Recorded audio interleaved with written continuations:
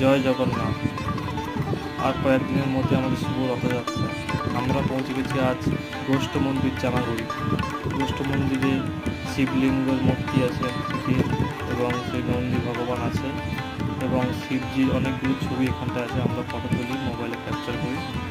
তো আমরা শিব মন্দিরের পাশে আরও দেখতে পাই মা সরস্বতী, কার্তিক। তো কার্তিক ঠাকুরের সঙ্গে আমার একটা ফটো তোলা হয়। তারপর গণেশ, যেটা গণেশ ও মা লক্ষ্মী। তো লক্ষ্মী দেবীর সঙ্গে আমার ওয়াইফের একটা ফটো তোলা হয়। তো খুব সুন্দর একটা মুহূর্ত আপনার সঙ্গে শেয়ার করছি।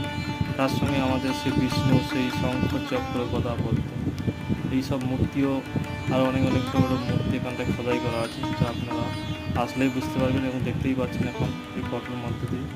তো এই সুন্দর মুহূর্ত আমাদের এমনই সুন্দর সুন্দর ভিডিও দেখার জন্য অবশ্যই ফলো করে রাখবেন এবং ভিডিওটা ভালো লাগলে লাইক শেয়ার সাবস্ক্রাইব করবেন। তো আজকের মতো ধন্যবাদ, সবাই সুস্থ থাকুন, ভালো থাকুন।